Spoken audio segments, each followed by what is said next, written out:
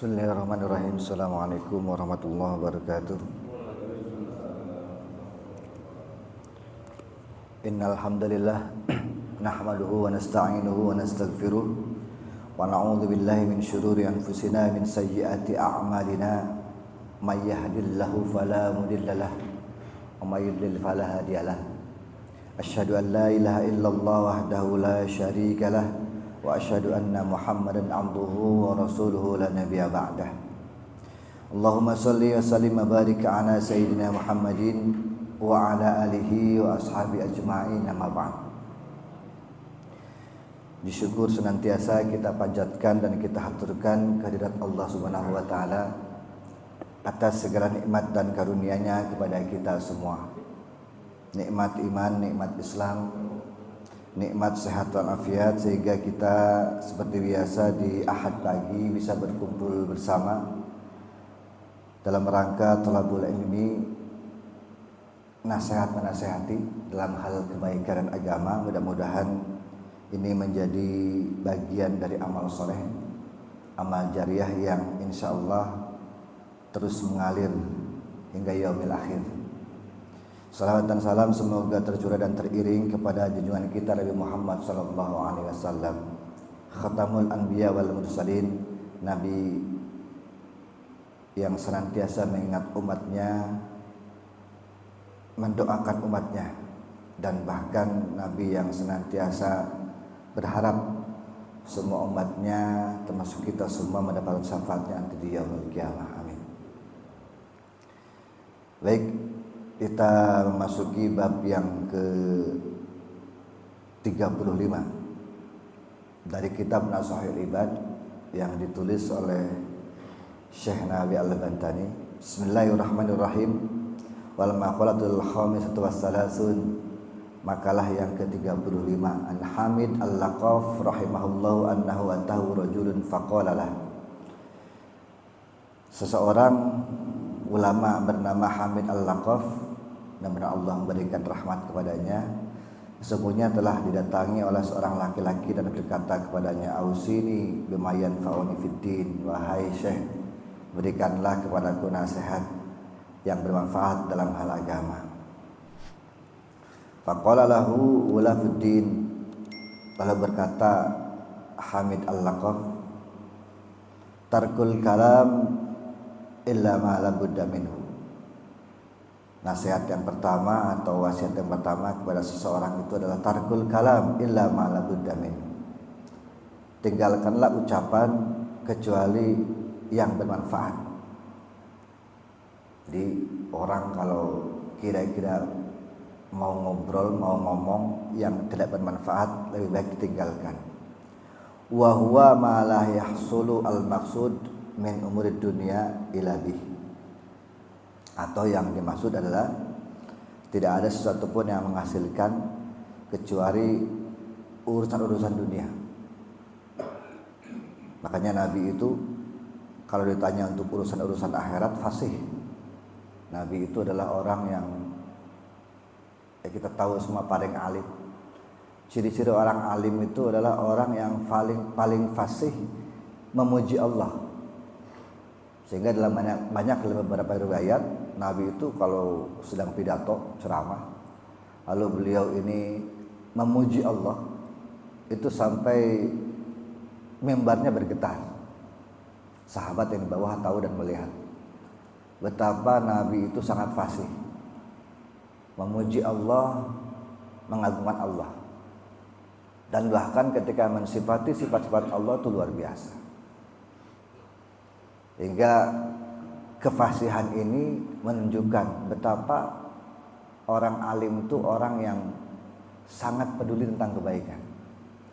Dan bahkan mereka itu adalah orang-orang yang senantiasa memuji Allah. Lalu kemudian qala Sulaiman alaihissalam au Luqman, telah berkata Sulaiman, Nabi Sulaiman alaihissalam atau dari Luqman al-Hakim, idza kana al-kalamu min fiddah kana sukutu min dhahab. Apabila berkata yang baik adalah seperti perak, maka diamnya adalah seperti emas. Kita kadang-kadang tahu dan paham ada istilah diam itu emas. Tapi sesungguhnya kita jangan salah kaprah bahwa sesungguhnya yang dimaksud diam emas itu adalah diam dalam arti tidak membicarakan keburukan. Jadi bukan berarti diam kemudian nggak ngomong dan enggan bicara tentang kebaikan. Diam dalam arti adalah diam untuk tidak bicara buruk. Itu yang dimaksud. Jadi kalau yang namanya diam itu adalah emas, itu berarti diam untuk tidak membicarakan keburukan. Tetapi ketika membicarakan kebaikan itu adalah emas. Jadi levelnya sama sebetulnya. Bicara kebaikan itu kalau di dalam kitab ini diibaratkan dengan perak. Tidak bicara keburukan, diam dalam hal keburukan itu ibarat dengan emas. Wal makna, dan makna itu adalah idza kana al-kalamu fil khair kal fiddah hasanan. Saya jelaskan di sini maknanya itu adalah idza kana al-kalamu fil khair, apabila ada perkataan yang baik atau berkata dalam hal kebaikan, kal fiddah hasanan, maka seperti perak kebaikannya. Jadi ukurannya setiap bicara-bicara yang baik itu sama dengan perak timbangannya. Perak itu sesuatu yang indah, yang bagus dan mahal. Kana sukutu anisyarri kadzahabi fil hasan. Begitupun diam dari keburukan maka seperti emas dalam hal kebaikannya. Wasakit fil haq kanatik fil batil. Ini dijelaskan. Orang yang diam dalam kebenaran kanatik fil batil, seperti orang yang berucap dalam kebatilan. Jadi ini kita perlu hati-hati. Jangan sampai kita ini diam dalam hal keburukan. Sehingga kalau kita mendiamkan sesuatu yang buruk itu sama kita dengan menyetujui yang buruk. Ini perlu ditekankan. Kadang-kadang orang begitu ya. Saya nggak mau ikut urusan orang lah. Padahal itu adalah sebuah keburukan. Sehingga kita diam. Dengan tujuan nggak mau ribut, nggak mau urusan dengan orang lain, dan nggak mau ikut-ikut campur. Padahal sesungguhnya dia tahu bahwa itu adalah buruk. Tetapi kita lebih baik diam untuk menghindari itu. Itu sebetulnya keliru. Bahwa yang hak tetap harus kita ucapkan, harus kita ungkapkan, itu adalah suatu kebenaran, suatu kebaikan. Tetapi yang buruk kita masih tinggalkan atau jangan dibicarakan. Kita kadang-kadang dapat informasi, atau saya pernah dapat cerita ada seorang kiai yang sangat berhati-hati dalam hal bicara buruk. Lalu kemudian ada seorang yang datang kepada beliau.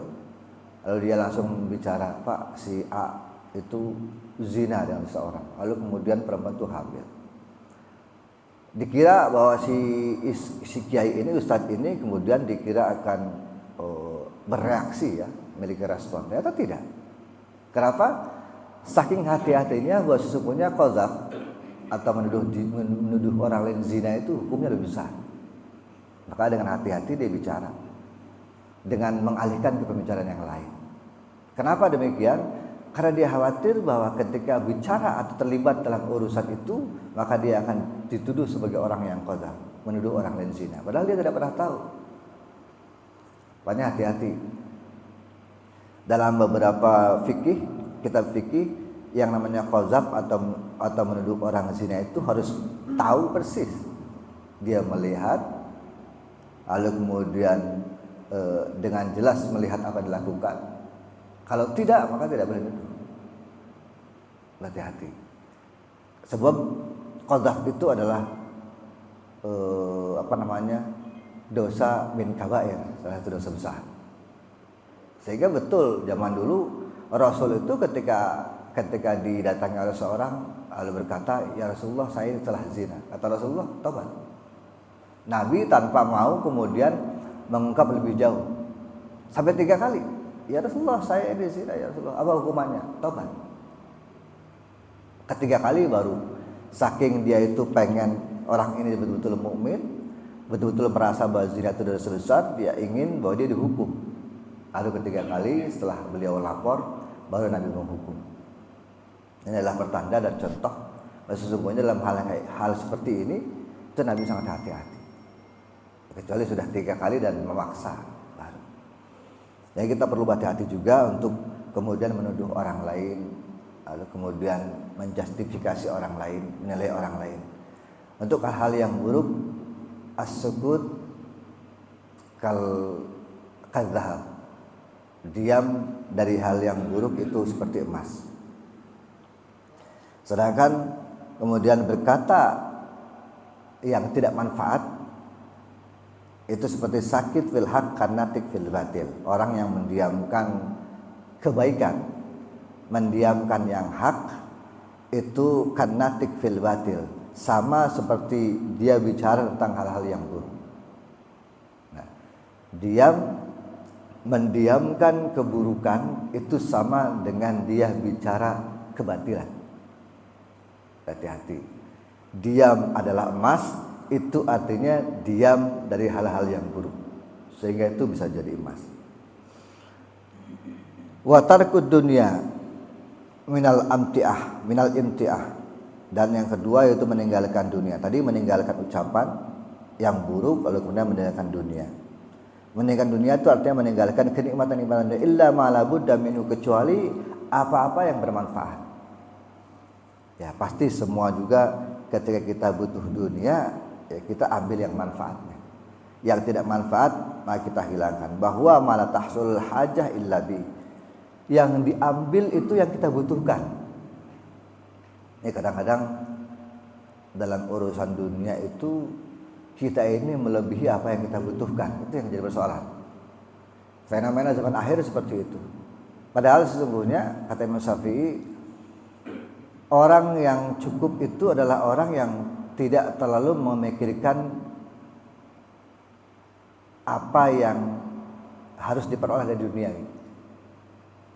Dia itu masih cukup. Orang yang cukup itu orang yang tidak butuh apapun, kecuali yang dia butuh saja. Misalnya gini, manusia itu kebutuhan pokoknya kan makan dan minum. Ya sudah, itu menjadi kebutuhan pokok. Sisanya bukan kebutuhan primer.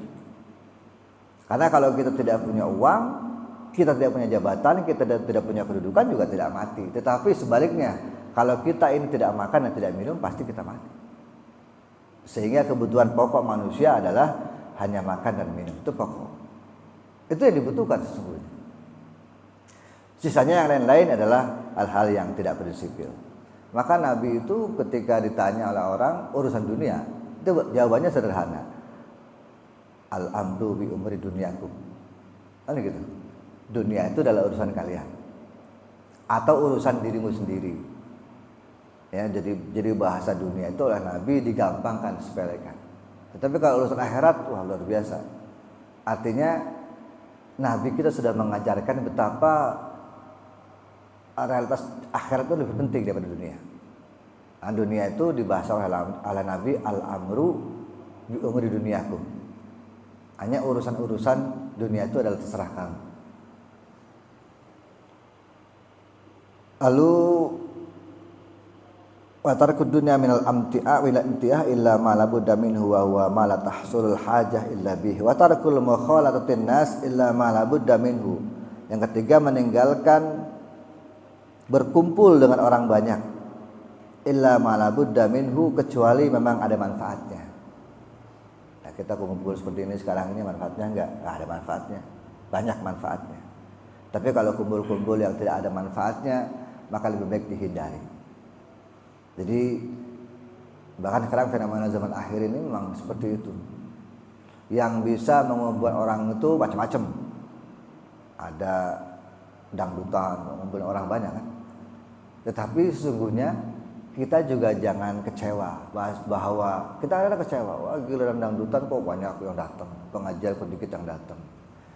Jangan dikira bahwa sesungguhnya pengajian pun ketika ustadznya tertentu yang banyak datang. Artinya fenomena ini nggak bisa dikalahkan. Bahwa sesungguhnya agama itu masih hidup, agama itu masih dijaga oleh Allah. Buktinya apa? Kita masih punya semangat untuk mendatangi pengajian-pengajian, kajian-kajian tertentu yang memang sesungguhnya itu mendatangkan kebaikan. Dibanding dengan banyaknya orang yang kemudian kumpul-kumpul untuk menonton konser atau sebagainya.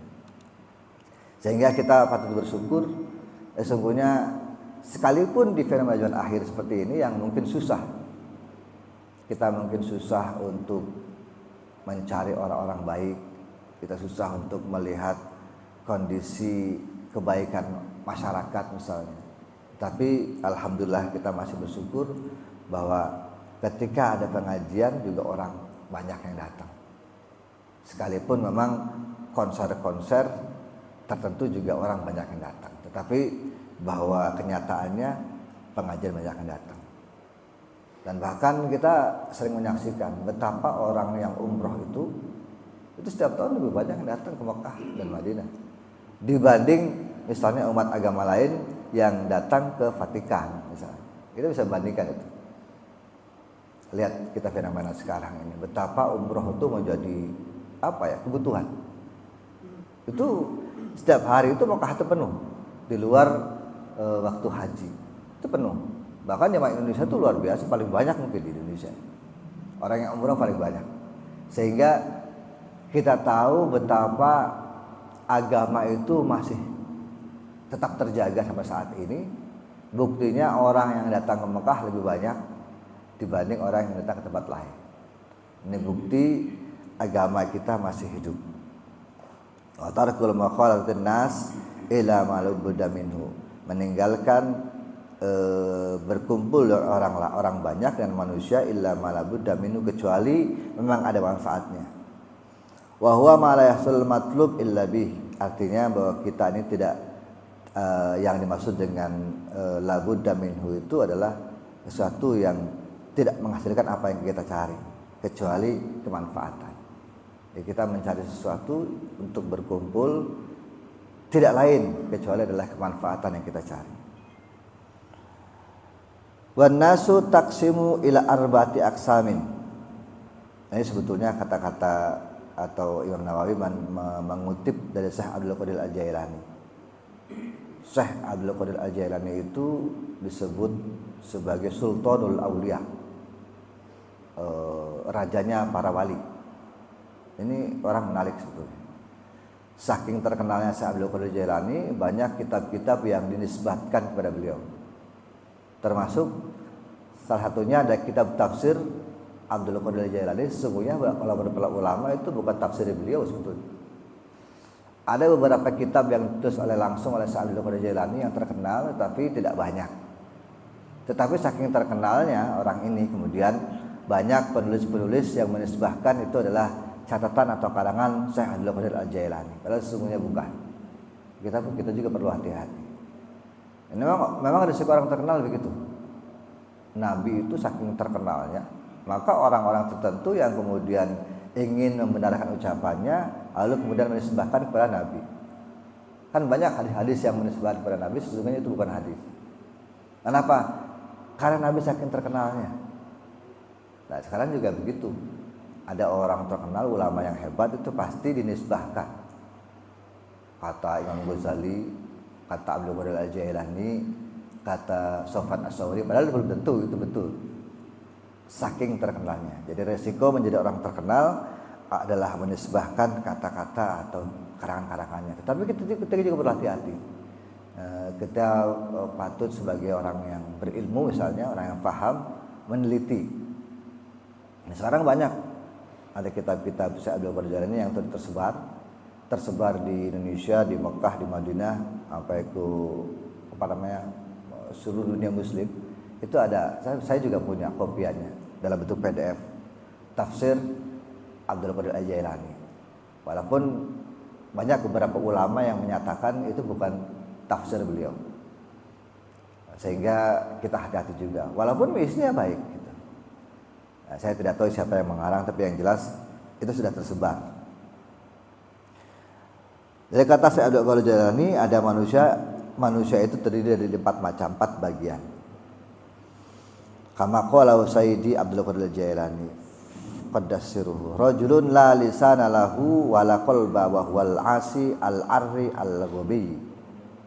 Yang pertama, manusia seseorang yang la lisanan lahu wala qalba, orang yang tidak ucapannya tidak baik, hatinya tidak baik, wa huwa al-asi al-arri al-ghabi. Orang ini adalah orang yang maksiat, yang al-ar, yang sangat tercelanya banyak, al-ghabi dan bodoh. Sudah mah ngomong jelek, hatinya jelek, dia maksiat, tercela, bodoh lagi. Nah, ini golongan pertama. Waduh, lengkap itu udah. Nggak komplit. Hatinya buruk, omongannya buruk. Ada tipe orang begini kan? Orang ini tipenya pertama itu orangnya ngomongnya buruk, hatinya buruk, dia maksiat, tercela, bodoh lagi. Al-ari al-ghabi. Al-ari al-arri al-ghabi. Fahdar an takuna minhum wala takum fihim fa innahum ahlul adab. Kata Abdul Qadir Al-Jailani, fahdar, maka takutlah kalian kepada mereka, antakuna minhum, takut kalian untuk menjadi seperti mereka. Kita mesti takut. Masa ada orang yang begitu kita senengin kan, aneh. Apalagi serang era politik. Ini tipe orang yang seperti ini harus dijauhi. Bahasanya fahdar, antakuna minhum wala takum fihim, dan janganlah kamu diam atau berada di antara mereka. Fa innahum alul adab, karena mereka itu sesungguhnya adalah orang-orang yang suka atau senang untuk diadab. Jadi alul adab disebutnya oleh Abdul Qadir Jailani. Jadi kita patut menghindari, nggak usah ikut campur urusan mereka, nggak usah ikut yukholid, ya nggak usah ikut bergabung dengan mereka, jauh saja, hindari saja. Karena ya ada orang begini, mungkin banyak yang omongannya jelek, hatinya jelek, ada kemudian tercela, ya al-asi, maksiat, al-ar, al-ghabi, bodoh lagi. Ini udah lengkap. Lalu tipe yang kedua adalah warajulun lahu lisanun.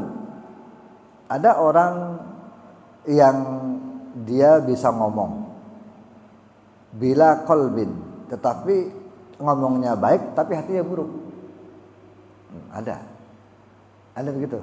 Ada ya? Orang yang ngomongnya itu manis gitu, tapi di balik itu hatinya adalah menyimpan keburukan. Ini namanya rajulun lahu lisanun bila qalbin fayantiqu bil hikmah. Orang seperti ini bicara tentang kebaikan atau hikmah, wala ya'malu biha, tetapi tidak melakukan. Dia ngomong baik, ceramah tentang kebaikan, ayo kita sedekah. Sedekah itu tadfa'ul bala misalnya. Tapi dia sendiri nggak pernah sedekah dan nggak mau sedekah. Ayo kita hindari, jangan ngomong buruk, jangan gibah pada orang lain. Tetapi dia sendiri melakukan itu. Jadi orang yang omongannya itu baik, dia bisa bicara tentang hikmah kebaikan. Tetapi hatinya itu buruk, hatinya nggak baik. Sehingga orang tipe ini adalah orang yang bisa ngomong tapi tidak bisa menjalankan. Orang yang bisa bicara tentang kebaikan tetapi tidak bisa menjalankan kebaikan itu.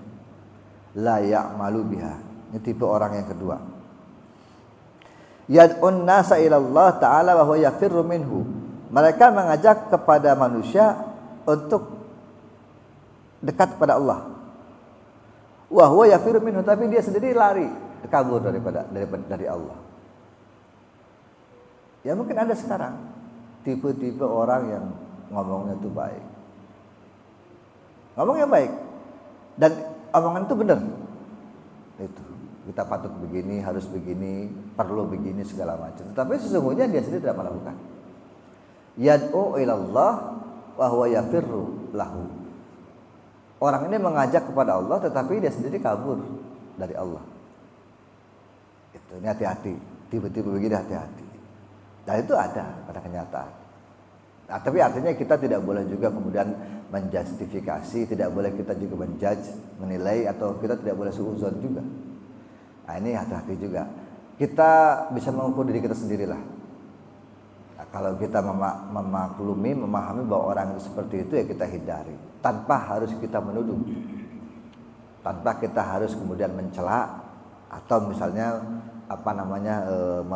berbicara buruk di hadapan orang banyak.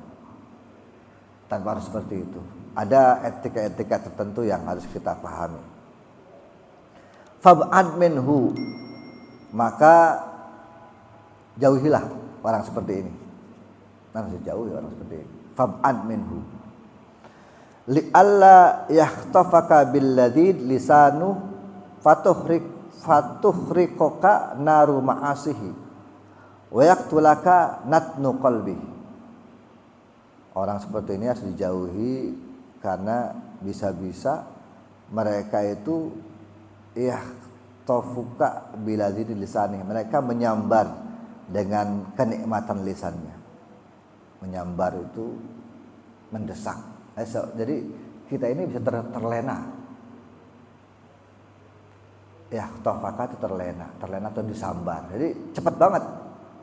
Kita ini cepat terobsesi. Cepat terkena kata-kata manisnya. Sebab itu dihindari. Kalau enggak kita terlena nanti terbuai. Ini kata-kata ya tofaka ini menarik sebetulnya. Kalau kita lihat di dalam Al-Qur'an ada ayat Ama yusrik billahi fa ka'annama kharra minas samai fatahtafuhu at-tayru aw tahwi bihi ar-rihu fi makanin sahiq. Al-Qur'an ada begitu. Dia Al-Qur'an bicarakan fatahtafuhu, ada khatafa. Ama yusrik billah, orang-orang yang syirik kepada Allah, fa ka'annama kharra minas sama. Itu diumpamakan, diibaratkan orang yang jatuh dari langit. Orang-orang musyrik itu diibaratkan orang yang jatuh dari langit, fatahtafuhu at-tayru, kemudian disambar oleh burung. Ketika jatuh dari langit, burung alap-alap menyambar. Fatahtafuhu at-tayru aw tahwi bihi ar-rihu fi makanin sahiq, kemudian dibawa oleh angin, diterbangkan oleh angin lalu dibuang ke tempat yang paling jauh. Jadi orang-orang musyrik itu adalah orang-orang yang tidak punya pendirian, sehingga melayang-layang, kan begitu. Al-Qur'an membayangkan begitu. Orang musyrik itu adalah orang yang tidak punya pendirian sehingga melayang-layang. Melayang-layang udah dibawa oleh burung, dibuang ke tempat yang paling jauh. Kita kan kadang-kadang begitu. Musyrik itu kan mengakui kekuatan di luar Allah Subhanahu wa taala. Ya, masih ada sekarang juga orang yang misalnya dia mau tanahnya laku, lama nggak laku-laku setelah itu, lalu manggillah ustaz, gimana caranya biar tanah saya laku? Dia yakin bahwa itu adalah kebenaran. Buktinya apa? Saya manggil ustaz kok, bukan manggil dukun. Lalu kemudian dengan cara ada ya ada ritual tertentu lah, bacaan tertentu ya, kemudian dia membawa sesuatu barang lalu ditaruh di tanah itu biar tanahnya laku. Ini berarti kan meyakini kekuatan di luar Allah Subhanahu wa taala. Kenapa tidak yakin? Kalau segala sesuatu yang Allah takdirkan, yang sudah Allah tentukan, pasti tidak mungkin akan mengecewakan kita. Tapi karena kita ini tamah, kita ini pengen buru-buru, sehingga kita lupa ada kekuatan Allah, sehingga kita menggantungkan kepada kekuatan orang lain atau kekuatan makhluk. Nah, itu banyak hal, tidak hanya hal seperti itu. Kita mempercayai hamba Allah, kita mempercayai manusia saja, kita sudah dibilang muslim. Maka syirik itu macam-macam, ada syirik khafi, yang paling rendah, syirik tersembunyi, ada syirik yang jelas. Nah, tapi yang jelas bahwa sesungguhnya yang namanya musyrik itu adalah orang yang tidak punya pegangan dan dia mengambang. Dia tidak yakin bahwa sesungguhnya semua urusan dunia, urusan akhirat, urusan segala macam itu sesungguhnya Allah yang menentukan. Maka orang beriman itu orang yang paling yakin, orang yang sangat yakin bahwa sesungguhnya Allah adalah segala-galanya. Ini tidak peduli dia dapat kebaikan ya Allah, dapat keburukan juga ya Allah, semua disandarkan kepada Allah, sehingga santai saja hidupnya. Nggak jadi juga nggak apa-apa. Itu Allah sudah mentakdirkan begitu kok. Jadi santai saja gitu. Kemudian tidak menghubungkan dengan hal-hal yang lain. Sekarang kan ada yang begitu, saya nggak jadi gara-gara si anu terlalu kuat politiknya. Kita bahkan takut pada orang yang punya kekuatan, punya kekayaan. Kebalik, sesungguhnya kita harus takut kepada Allah. Jangan pernah menggantungkan hidup kepada zat yang lain, kepada makhluk Allah, tetapi gantungkanlah hidup kepada Allah. Sehingga sindiran Al-Quran tadi, orang-orang yang musyrik itu adalah orang-orang yang jatuh dari langit lalu kemudian disambar oleh burung. Wa tahtafuhu at-tairu aw tahwi birrihu fi makanin sahih. Lalu kemudian diombang-ambingkan, dibawa, diterbangkan oleh angin sehingga kemudian terlempar ke tempat yang sangat jauh. Karena betul-betul orang ini tidak punya pegangan. Sehingga orang musyrik itu kalau keseringan begitu, keseringan tadi dikit-dikit dia minta pertolongan makhluk, dikit-dikit dia minta pertolongan makhluk. Lama-lama dia sangat jauh dari Allah. Sangat tidak lagi mempercayai bahwa sesungguhnya di luar kekuatan apapun itu hanya ada kekuatan yang maha besar, maha luar biasa, yaitu Allah Subhanahu wa taala. Ini tipe orang yang dia bisa bicara hikmah kebaikan, mengajak orang tetapi kemudian dia tidak melakukan. Fab'ad minhu la'alla yahtafuka billadhi lisani fatuhriquka naru ma'asihi wa yaqtulaka natnu qalbi. Orang seperti ini bisa membakarmu ke dalam neraka kemaksiatan dan membunuhmu dengan hati yang busuk. Artinya gini, lama-lama engkau ini akan menjadi maksiat, menjadi ahlul maksiat dan dibakar bersama mereka. Atau hatimu akan menjadi busuk seperti mereka juga demikian. Jadi jangan, harus dihindari. Karena lama-lama kita akan tertular. Memang betul. Kan begitu, keburukan itu kalau lama-lama kita lakukan tertular. Sekarang fenomenanya begitu, ada orang baik, ada orang soleh, ketika didatangi oleh orang untuk minta sesuatu, untuk ingin ngobrol, tetapi kemudian terlalu pelit ya, bukan terlalu pelit. Jadi gimana, orang soleh itu kadang-kadang tidak mengindahkan ya, seolah-olah karena dia merasa dia orang hebat, orang suci, lalu kemudian tidak peduli dengan orang tersebut ketika datang. Berbeda dengan orang yang ahlul maksiat, orang yang begini itu kemudian ketika didatangi orang, wah kuehnya banyak, kopinya ada, segala macam, sehingga menjadi janggal. Sehingga orang-orang tertentu kita lebih baik datang pada orang seperti itu. Kenapa? Karena jamuannya lebih banyak dan kita dihormati dibanding datang kepada orang soleh yang ya tidak beda apa-apa, hanya air putih dan seadanya. Nah, kita penting untuk bisa membedakan. Kalau kita kedatangan orang yang kemudian ya kasihlah yang lebih baik. Jangan kalah sama orang-orang yang seolah-olah begitu. Ahlul maksiat, orang-orang yang seperti itu, kadang-kadang ketika memberikan tamu itu luar biasa. Kadang-kadang pulang diongkosin juga. Datang sowan kepada orang seperti itu, pulang diongkosin, makanan dikasih segala macam, maka mereka akan lebih nyaman dengan orang seperti itu. Jangan sampai kita kebalik. Sehingga ikut ke dalam arus mereka. Lalu kemudian warajulun lahu qalbun bila lisanin wa huwa mu'min. Ada juga seseorang yang dia memiliki hati yang baik.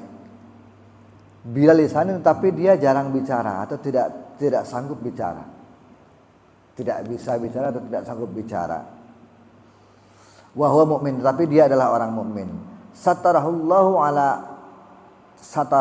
ta'ala an khalqih, maka Allah akan menutupi dia dari makhluk yang lainnya, dari keburukan orang lain. Abassaruhu yu'i bi uyubi nafsi, dia merasa sadar bahwa sesungguhnya dia masih punya banyak aib dalam dirinya. Orang ini hatinya baik, tapi dia itu takut ngomong karena dia merasa bahwa sesungguhnya dia masih kurang. atau dia merasa bahwa sesungguhnya dia ini masih banyak aibnya. Dia sadar, sehingga dia sulit untuk ngomong. Karena tadi dia merasa bahwa sesungguhnya saya khawatir kalau saya ngomong, saya ini dosanya masih banyak. Ya saya diam aja lah, daripada nanti saya salah ngomong. Ada orang begitu, tapi hatinya baik. Hatinya baik. Nah ini tipe wali sebetulnya begitu. Wa huwa min satarallahu ta'ala an khalqi basarahu bi uyubi nafsi wa nuru qalbi wa arrafahu ghawaila makhalitatun nas. Dan orang-orang yang disadarkan atas musibah-musibah ketika orang tersebut ikut terlibat di dalam urusan manusia. Jadi dia tuh khawatir, sangat khawatir ketika mereka ikut gabung dengan orang-orang banyak. Itu ketika bergabung orang-orang banyak, dia khawatir akan bertambah keburukannya. Sehingga ya mau tidak mau, dia khawatir ketika berkumpul orang banyak akan bertambah keburukannya, dia menghindari. Jadi orang seperti ini memang menghindari kerumunan orang banyak, menghindari kumpulan orang banyak, tetapi dengan tujuan dia khawatir bahwa dengan berkumpul dengan orang banyak akan musibah akan datang kepada dirinya. Karena dia khawatir sekali takut keburukan dia yang merasa masih banyak. Fal khairu wa arrafau ghawail makhlati wa syukmal kalam. Dan khawatir juga ketika dibicara akan bicara tentang keburukan. Fahada rajulun waliyullah. Nah, orang ini kata Syekh Abdul Qadir Jailani adalah wali Allah. Dia orang yang punya hati baik, dia khawatir untuk bercampur orang banyak atas dasar bahwa dia juga masih kurang sempurna. Dia khawatir ketika berkumpul dengan orang banyak dia akan ngomong buruk, syukmal kalam, sehingga dia sangat hati-hati. Orang ini seperti ini adalah wahada waliyullah, adalah wali Allah dalam level tertentu. Dia tetap dianggap sebagai rajulullah ta'ala mahfudun fi satarallahu ta'ala, yang dijaga dan ditutup keburukannya oleh Allah. Jadi orang-orang seperti ini memang dijaga oleh Allah, keburukannya ditutup. Satarallahu ta'ala. Wa rajulun fal khairu kullul khair indah. Kebaikan, setiap kebaikan adalah dimiliki olehnya. Fadunaka maqalatatu wa khidmatu fayuhibbukallahu ta'ala. Orang-orang seperti ini juga orang-orang yang khawatir untuk bergaul atau berhubungan dengan orang banyak, tetapi dia sangat mencintai Allah. Walaupun sesungguhnya orang seperti ini memang menghindari dengan urusan manusia yang lain, tetapi sesungguhnya orang ini adalah sangat mencintai Allah. Jadi mungkin hidupnya agak sedikit lebih privat, dia cenderung lebih pribadi. Nah, tapi tujuannya betul, tujuannya bukan untuk hal-hal tertentu, tetapi hanya untuk menghindari bahwa sesungguhnya ketika bergabung dengan orang lain dia khawatir keburukannya lebih banyak, dia khawatir mengungkapkan omongan yang buruk pada orang lain, tetapi dia sesungguhnya mencintai Allah. Dia hatinya baik, ya ini adalah wali. Wa rajulun ta'allama wa 'allama. Nah, ini yang paling tinggi levelnya. Ada orang yang ta'allam, mereka mau belajar, wa 'allima, dan mereka juga berilmu atau alim. Orang yang mau belajar tetapi juga alim. Orang yang belajar dan juga alim. Wa 'amila bi ilmihi, dan mengamalkan ilmunya. Wa huwa al-alim billah ta'ala wa ayati, dan dia adalah orang yang sangat tahu tentang Allah dan ayat-ayat Allah. Nah, ini level tertinggi. Jadi wali yang level tertinggi adalah wali yang ta'allama wa 'allama, yang belajar dan mengajar. Sehingga ulama yang benar itu begitu. Ulama yang baik, ulama yang benar itu ada ulama yang mau belajar, mau mengajar, dan mengamalkan ilmunya. Mengamalkan ilmunya dan mengamalkan amalnya. Jadi cocok tuh. Dia belajar, kemudian mengajar, perbuatan sesuai dengan apa yang diajarkan. Nah, itu ulama top. Itu namanya wali Allah yang levelnya tinggi. Tidak hanya itu, istauda Allahu qalbahu gharaib. Allah akan menitipkan dalam hatinya segala sesuatu yang aneh-aneh. Yang aneh-aneh itu ya maksudnya dia pasti punya firasat-firasat yang luar biasa. Karena Allah titipkan dalam hatinya. Kita tidak pernah tahu. Orang seperti ini, orang yang dikaruniai oleh Allah ilmu yang mungkin tanpa diduga-duga. Sehingga orang seperti ini sangat responsif. Dia punya hati yang luar biasa. Makanya kita nggak heran kalau ada ulama-ulama yang ketika dia betul-betul ta'allama wa 'allama, yang alim muta'alim, yang dia belajar dan mengajar dan juga sesuai dengan apa yang diajarkan perilakunya. Mereka tuh punya firasat-firasat sendiri yang luar biasa. Karena Allah menitipkan dalam hatinya seperti itu. Jadi kalau mau level seperti itu ya begitu. Kita mau belajar, lalu mengajar, saking seringnya seperti itu, lalu kemudian Allah titipkan dalam hatinya itu ilmu-ilmu yang aneh-aneh yang tidak kita tahu, gharaib. Sehingga wajar orang seperti ini kadang-kadang ya tahu sesuatu sebelum kita tahu. Memahami petunjuk-petunjuk yang bahkan kita tidak sadar. Nah, ini karena akibat dari ta'allama wa 'allama wa 'amila bi ilmi. Istauda Allahu qalbahu gharaibu 'ala ilmi wa syaraha sadrahu liqabulil ulum. Dan orang seperti ini dibuka hatinya, diluaskan hatinya liqabulil ulum, untuk menerima berbagai macam pengetahuan. Orang kalau sudah begini, kalau hatinya sudah Allah buka untuk menerima berbagai macam pengetahuan, itu orang top. Artinya dia betul-betul Allah tanamkan di dalam hatinya itu sadrah, luas. Makanya orang-orang yang hatinya luas, orang-orang yang hatinya terbuka, dia itu mampu menerima segala macam pengetahuan. Ada dia di dalam hati. Al ilmu fis sudur, la fis sutur, kan begitu. Ilmu itu di dalam hati, bukan di dalam buku. Buku boleh kita baca, kita pelajari. Tetapi sesungguhnya ketika itu melekat, sudah menjadi ilmu pengetahuan, dia tidak lagi di dalam buku, tapi sudah melekat dalam hati. Makanya Al-Quran pun begitu. Orang yang sudah memahami dan paham Al-Quran, itu pasti sikap dan tindak tanduknya itu menggambarkan Al-Quran. Nabi itu kan Al-Quran berjalan. Sehingga lihat, kalau kita kita banyak sekali cerita-cerita yang bagaimana Nabi itu kan orang yang kadang-kadang begitu juga, disowani orang banyak.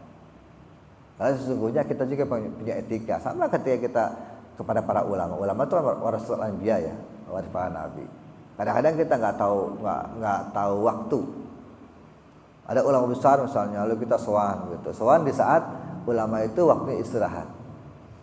Padahal sesungguhnya ulama juga punya hak. Ketika dia di rumah, berarti dia haknya untuk keluarganya. Ketika dia di masjid, maka haknya untuk orang banyak. Nabi pun begitu seharusnya.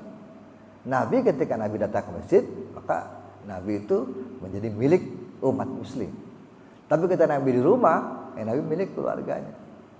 Sehingga ada tuh beberapa ayat Al-Quran yang menyindir orang-orang yang datang hanya sekedar sowan. Makanya ulama-ulama besar itu biasanya nggak mau disowani dia. Maunya kalau kamu mau datang kepada saya, datang belajar, ikut ngaji bahasanya. Bukan kemudian datang doang sowan, lalu ngasih amplop selesai itu pulang, minta doa selesai pulang. Bukan begitu. Walaupun Nabi juga kadang-kadang merasa tidak enak juga. Masa Nabi mengusir orang, kan nggak mungkin. Kita datang. Kita yang paham sendiri, kita yang mengerti sendiri. Ada waktu-waktu di mana Nabi pun ada waktu untuk keluarganya. Ya sama ulama pun kita paham. Ketika kita mau sowan kepada seseorang, kita tahu, oh ini waktu untuk keluarganya. Yang paling baik adalah ketika kita sowan kepada ulama itu datangi majelisnya. Itu yang paling baik. Bukan datangi orangnya. Nah sekarang kita terbalik kan. Kita kadang-kadang sekarang kebanyakan karena kita merasa dekat. Kadang-kadang kita merasa dekat dengan ulama tertentu misalnya. Kapanpun kita bisa datangi dia. Tanpa mengikuti pengajiannya. Gitu. Pengajiannya juga gampang. Gitu. Yang penting datang ke rumahnya. Jadi itu yang dicari. Padahal sesungguhnya tidak begitu. Sowan yang baik kepada ulama adalah kita ikut pengajiannya. Gitu. Ya tujuannya begitu. Jadi banyak hal-hal yang mungkin salah kaprah di kita. Walaupun sesungguhnya ya ada etika Islam yang mengatur itu. Dan memang harus begitu mestinya. Makanya wajar ketika kenapa Rasulullah itu adalah salah satu yang dipilih oleh Allah dari keturunan orang-orang Quraisy. Ini kan pertanyaan yang kenapa sih ada beberapa pertanyaan yang nyampe gitu. Kenapa sih kok Nabi kenapa dari Arab? Kenapa Nabi itu tidak dari bangsa lain gitu? Kenapa Nabi tidak dari orang Jawa misalnya atau Nabi dari orang Sunda misalnya gitu. Tapi kok Nabi kenapa dari orang Arab? Ternyata kalau kita telusuri, suku Quraisy itu adalah suku yang terbaik. Mereka itu dari sejak zaman dulunya itu mbah-mbahnya, keturunan-keturunan itu tidak ada yang pernah zina. Mereka itu mentradisikan nikah, padahal Nabi belum ada. Sejak zaman Ismail sampai ke sini, Quraisy itu adalah sebuah kelompok, sebuah entitas masyarakat yang memang terjaga. Ada tradisi baik yang dari generasi ke generasi sampai kepada Muhammad itu tidak ada istilah zina. Sehingga kalau ada apa nikah. Tradisi inilah kemudian yang menjaga suku Quraisy menjadi suku yang terbaik pada waktu itu. Sehingga Allah mengangkat seorang anak dari suku Quraisy, keturunan Quraisy, menjadi Rasulullah yang bernama Muhammad SAW. Jadi wajar kalau kita lihat bangsa-bangsa lain mungkin tradisi itu mungkin belum ada. Abad ke-7, abad ke-6 Masehi mungkin susah mencari suku atau sekelompok yang memang betul-betul mentradisikan itu. Sehingga jangan heran ketika kemudian kenapa Nabi muncul dari orang Quraisy, ya karena Quraisy itu terjaga. Tradisinya terjaga dari tradisi-tradisi yang merusak moral. Sehingga betul ketika Nabi lahir dari bangsa Quraisy. Karena Quraisy itu adalah suku pilihan. Tidak hanya pilihan tapi juga terbaik, di antara yang terbaik. Jadi ini adalah fahdar an tukhalifahu wa tujanibahu wa tatrukal ruju ila nasihati. Jadi orang yang seperti ini, ulama yang seperti ini, fahdar maka takutlah kamu pada mereka an tukhalifahu untuk menentang mereka. Jadi hati-hati. Orang-orang yang ta'allam wa 'allam, orang yang alim yang mau belajar, orang-orang yang dia sesuai dengan ucapannya, apa yang diajarkan sesuai dengan ilmunya. Fahdar harus hati-hati. Antu khalifahu wa tujanibahu, untuk kalian ini tidak menentang mereka dan takut untuk takut terhadap nasihat-nasihat yang mereka berikan. Jadi kalau ulama seperti ini sudah memberikan nasihat, kita harus takut terhadap nasihatnya. Karena bisa jadi nasihatnya itu adalah merupakan bagian dari sesuatu yang akan terjadi nanti. Yang pertama begitu, jangan menentang. Ya walaupun sekarang fenomenanya kan banyak, kita juga kita yang anehnya tuh begini kadang-kadang. Ada seorang kiai atau ulama lah atau ustadz lah. Ini yang ustadz yang kira-kira tidak perlu ditiru contoh. Mereka tuh mengharap dunia kita. Ada kan begitu kan? Ada ustadz yang mengharap dunia kita. Semakin banyak jamaah semakin senang dia. Kenapa? Bayarannya tambah gede. Atau semakin banyak jamaah semakin senang dia karena dia akan menjadi terkenal. Itu kan artinya sudah mengkonversi dirinya dengan duniawi. Tetapi kita masyarakat yang datang untuk menemui ustadz itu tujuannya untuk akhirat. Itu kan kebalik. Ustadz itu tujuannya untuk meraup dunia kita. Tetapi kita sendiri datang ke masjid tujuannya untuk akhirat. Oh, saya pengen ngaji. Masjid. Tujuannya saya pengen dengar dapat ilmu. Tapi dalam pikiran ustadz itu, pikirannya kan semakin banyak orang, semakin dikonversi dengan nilai yang besar. Semakin banyak orang, semakin banyak mengikut, semakin dikonversi oleh kenyataan dia akan lebih mahal bayarannya. Ini kan fenomena zaman akhir seperti itu. Nah, jangan ditiru. Karena ulama yang betul adalah, ulama yang benar adalah ulama yang alim, ta'allam, lalu kemudian wal amal bi ilmihi. Orang yang mau belajar, lalu kemudian mau mengajar, dan dia sesuai dengan ilmu yang diajarkannya. Sifatnya, perilakunya sama, sesuai. Yang ini yang baik. Ulama benar adalah itu. Jadi Syekh Abdul Qadir Jailani menempatkan 4 macam golongan manusia tadi. Yang pertama yang hatinya rusak, omongannya rusak. Yang kedua yang hatinya baik, tetapi dia tidak bisa ngomong kebaikan. Yang ketiga tadi orang yang omongannya baik, omongannya kurang baik, dia takut bicara tetapi hatinya baik.